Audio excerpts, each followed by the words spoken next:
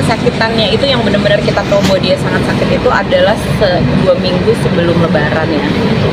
Sebelumnya sakitnya tuh sakit biasa aja gitu, sakit orang tua gitu. Apalagi memang dia tuh ada diabetes, kemudian jantungnya tuh tahun 2021 udah diring, terus dia minum obat ginjal, darah tinggi, emang udah ya penyakit orang tua gitu. Cuman aku nggak expect kalau ternyata ketika kita bawa hasil diagnosa dari dokter adalah dia punya cancer stadium 4. Berarti Kaisa sudah ketahuan lama atau baru-baru ini? Pas kemarin aku bawa ke rumah sakit. Dan sampai detik dia meninggal itu kita nggak ngasih tahu dia sebenarnya penyakit dia itu apa. Karena memang berdiskusi dengan dokter gitu, aku nanya, minta pendapat teman-teman dokter juga, sahabat-sahabat aku juga gitu, melihat kondisinya dia, nggak usah dikasih tahu dulu deh gitu. Kalaupun memang nanti ada kesempatan untuk kasih tahu dia nanti kalau kondisinya dia udah jauh lebih baik daripada kemarin itu gitu. Mungkin pada saat akhir hayatnya teteh menemani terus gitu. Ya memang selama dia di rumah sakit itu kita semua gantian jaga gitu. Kalau malam itu kakakku yang cowok dan aku tuh baru ngambil caregiver kayak suster gitu buat temenin dia kalau malam, karena kan dia malam tuh nggak pernah bisa tidur, bangun sejam tidur, bangun pipis kayak gitu, dan nggak mau dipakein diapers, nggak mau dipakein kateter gitu karena dia ngerasa nggak nyaman gitu. Jadi kita berpikir supaya kita yang ngejagainnya tetap sehat, kita harus dibantu sama caregiver gitu, tapi tetap ada yang ngejagain setiap malam, dan setiap hari itu kita semua harus selalu gantian nemenin dia gitu. Tapi kehilangan sosok ayah kayak apa teh, mungkin ya sangat-sangat sedih banget, tapi mungkin ada nggak momen kayak bisa secepat ini sih Tuhan gitu. Aku tuh ngerasanya kemarin itu aku pikir dia akan bertahan, walaupun memang ketika dokter menyampaikan kondisinya dia bahwa kansernya itu udah nyebar kemana-mana gitu, udah sampai ke usus 12 jari, di usus halus, pokoknya di pankreasnya dia lah ya gitu. Memang sepertinya sangat sulit untuk dia bisa bertahan, tapi aku nggak nyangka dia akan give up secepat ini gitu. Karena bayangan aku tuh dia akan seperti mama aku 13 tahun yang lalu, bahwa ada prosesnya gitu, bahwa dia akan sadar dulu, kemudian turun kesadarannya, dia akan koma, di situ kita akan nemenin dia gitu. Ternyata enggak. Emang kalau kata orang Sunda tuh suka ngabongahan gitu, kalau orang sakit tuh kelihatan hari ini tuh kayak nggak apa-apa, nggak kenapa-napa, tapi tiba-tiba hilang aja gitu. Nah itu yang terjadi sama kita gitu. Jadi itu yang bikin aku tuh kayak, aku pikir kita akan melewati itu dulu gitu, karena kalau waktu mama tuh kan kita nemenin dia sampai mama bener-bener pergi tuh kita ada di situ, termasuk almarhum papa gitu. Ini kan udah kehilangan sosok ayah, kan kalau ada orang bilang orang tua tetap butuh orang tua juga gitu kan.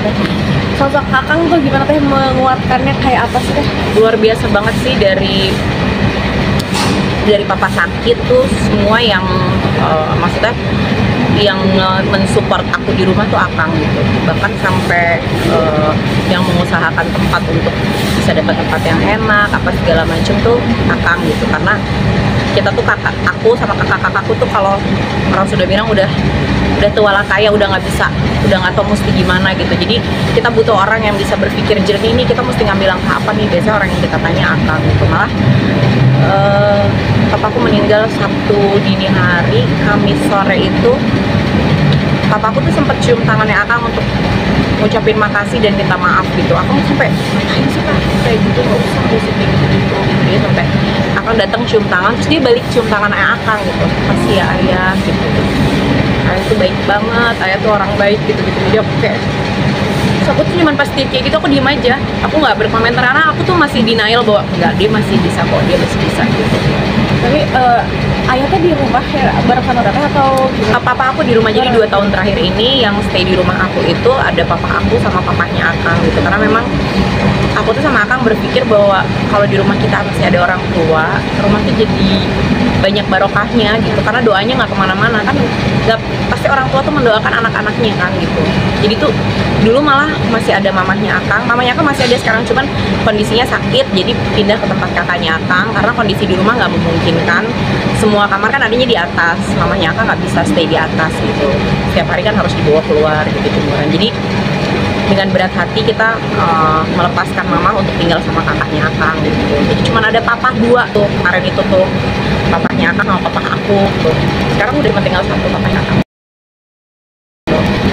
Mungkin mungkin sudah kehilangan ayah gitu, katanya jadi kayak bergantung ke akhirnya udah aku apapun teh ke akang teh sesayang itu, apa ya, kayak menjadi sosok ayah berarti atau kayak gimana teh?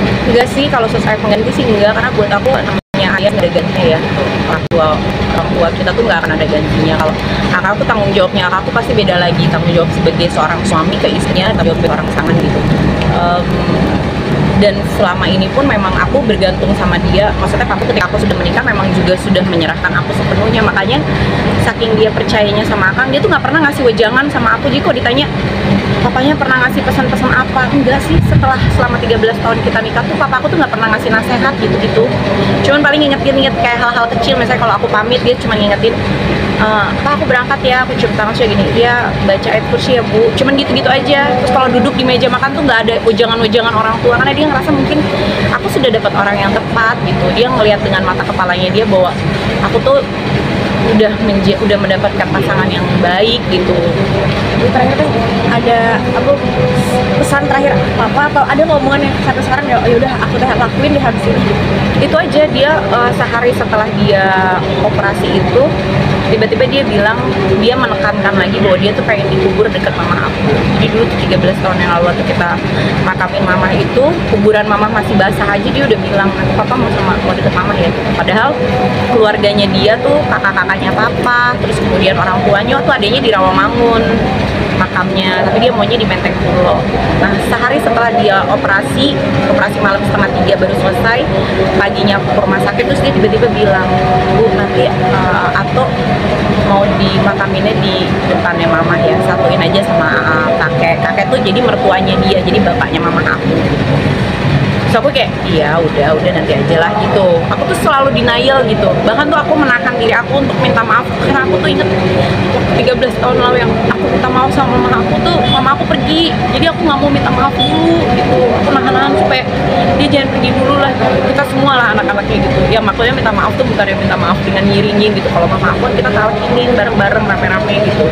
Aku tuh nggak mau dulu gitu, karena biarin aja, karena aku ngerasanya dia masih kuat deh, kayaknya dia masih kuat